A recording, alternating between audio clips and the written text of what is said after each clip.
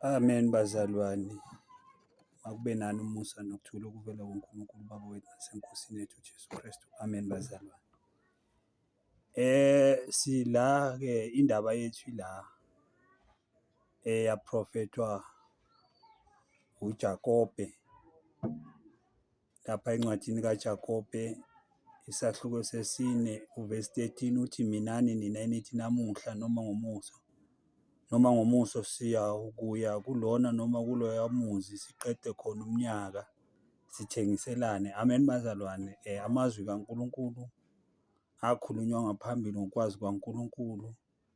Sikulo suku lolu abaningi abathi kulo namhlanje siyawuhlangana siyonqamula unyaka kuloya muzi noma kuleya ndawo noma ukuphi. Amen bazalwane. Indaba yethu-ke ila kumahubo 19 amahubo 90 ukuze bazalwane sazi ukuthi izwi likaNkulunkulu lithini. Amahubo 90 ngoba ngiyala ekuthenini uthi uJakobe siyaziqhenya ngokubeka izinsuku ukuthi njengoba namhlanje uLwesithathu sesihlelile thina ukuthi siyawunqamulela unyaka la nalaphaya. Amen bazalwane. Uthi lana-ke uMose amahubo 90 kuvesi 1 soqala ku-1 uthi uMose, Nkosi wena uyisiphephelo sethu ezizukulwaneni ngezizukulwane. Ungakaveli izintaba, ungakawenzi umhlaba nezwe, kuthi kusukela phakathi kuze kube phakade wena uNkulunkulu ukhona. Uthi uyambuyisela umuntu othulini, uthi buyani bantwana babantu. Ngokuba iminyaka eyinkulungwane emehlweni akhe injengezolo selidlulile nanjengomlindo ebusuku. Amen bazalwane. Iy'nsuku zingezikaNkulunkulu. Uthi ngokuba iminyaka eyinkulungwane emehlweni akho Jehova injengezolo selidlulile njenganomlindo ebusuku. Amen bazalwane. Sisesey'ndabeni zamalanga. Mawusiya lapha-ke kuGalathiya chapter 4 kula ngifuna ukuthi ngike ngikhulume kancane khona. Uthi lana umpostoli uGalathiya chapter 4 kuvesi 10 and 11 uthi-ke umpostoli nigcina izinsuku nezinyanga nezikhathi neminyaka. Bazalwane, izikhathi nezinsuku nezinyanga neminyaka zingezikaNkulunkulu. Asingazinqumeli thina amalanga ukuthi sizokwenza ukuthi nokuthi. UJakobe ngasithi uma inkosi isathanda sisaphila siyokwenza ukuthi nokuthi.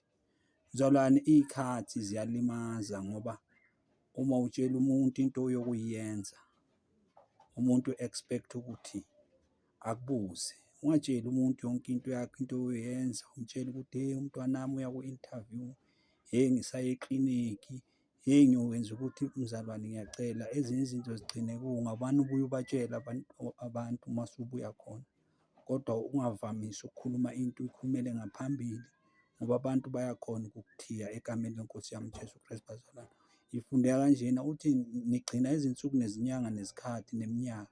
Nginovalo ngani bazalwane ukuthi nihluphekele ngeze. Ngamanye amagama nami nginovalo ukuthi uma ngikhuluma nani ngabe niyazwa na bazalwane. Amen. Ukuze mzalwane uhlakaniphe ngoba awukwazi ukutshela wonke umuntu into yakho oyoyenza. Kufanele nawe ube umuntu be-secret. Ungatsheli umuntu ukuthi namhlanje ngiyokhipha imali or nge-date eso nesuku eliso ngiyokhipha imali ngizobhadala abakhi, ngoba uzokwenza lokho ebusuku mawubuya nje ungakahlali phansi bese bengena bazokubamba inkunzi. Amen bazalwane. Uthi-ke uPaul ningazigcini iy'nsuku, ningagcini iy'nyanga namalanga ngoba konke lokho sikuphilela uNkulunkulu. Kwaziwa uNkulunkulu azathi uMose insuku eziyinkulungwane nje kuNkulunkulu zifana nosuku lunye, nosuku lunye lufana nenkulungwane yeminyaka. Ngoba uma usuku leNkosi lifikile bazalwane, akunandaba ukuthi ubeke i-appointment bani, akunandaba nokuthi bowuhlelela i-birthday. Malifika usuku leNkosi lifikile. Amen bazalwane. Sizoya lapha kuPeter, incwadi yesibili yakaPeter, 2 Peter chapter 3 2 Peter chapter 3, nizozwa kahle verse 7 to 13. Verse 7 to 13 ifundeka kanje.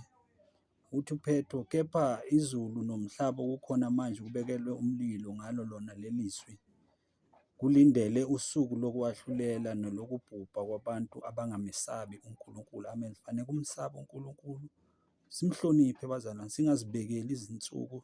Sithi uma iNkosi ivuma ithanda sisaphila sizokwenza lokhu nalokhu.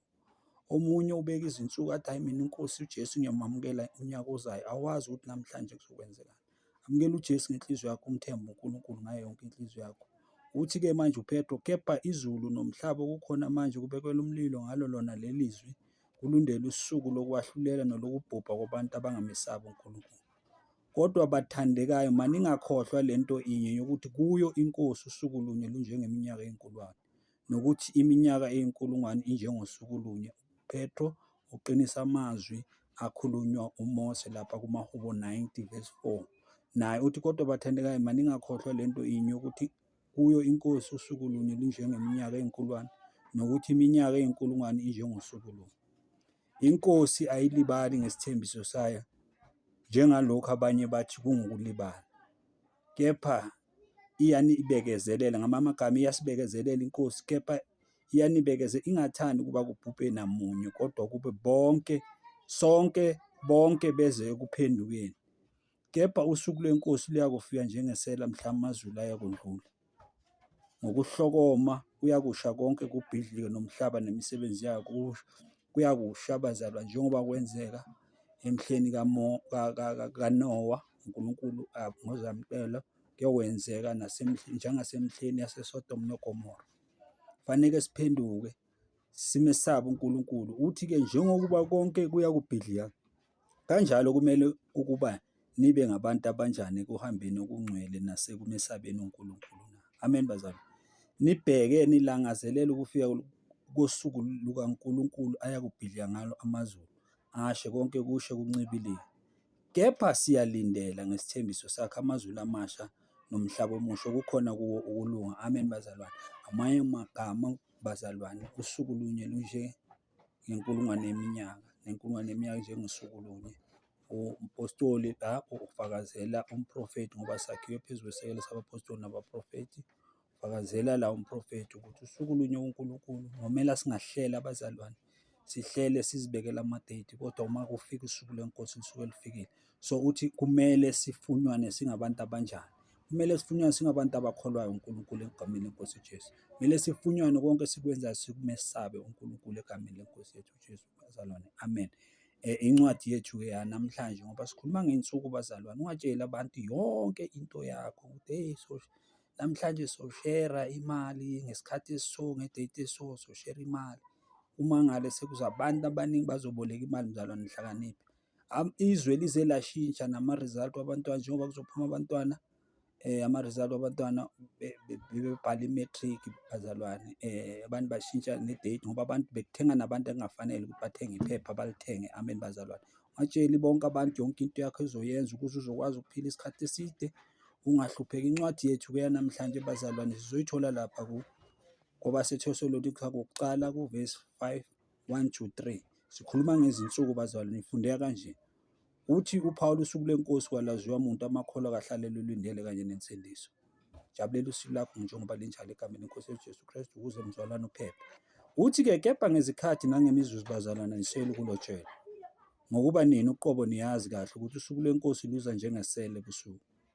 Nxa bethi ngokuthula nokuhlala kahle, khona ukubhujiswa kuyabazuma njengemihelo efikela okhulelweni, abasoze baphonyuka. Uma isikhathi sisekhona mzalwane, ungalindi unyaka uze wahlukanise njengoba seni-organizile. Amukela iNkosi uJesu. Amukela iNkosi uJesu mzalwane, uqala impilo yakho kahle kamnandi. Uqala impilo yakho, ufaka uJesu enhliziyweni yakho. Umuntu ulungisiswa ngoJesu, umuntu ulungisiswa ngokukholwa. Ngiyacela mzalwane kulesikhathi lesi, njengoba uma iNkosi ivuma sizawubonana futhi unyaka ozayo. Ngicela ukuthi mzalwane wami omuhle wamukele uJesu enhliziyweni yakho, wamukele konke ngoJesu. Uthi uqale umnyaka ube wazi, uzitshele ukuthi ngiyayithwala le nkolo ngenhliziyo yami egameni leNkosi yami Jesu Kristu. Umusa ube nani nonke bazalwane, nudle kahle lelo suku enilihlelile uma lifika egameni leNkosi yethu Jesu Kristu. Amen.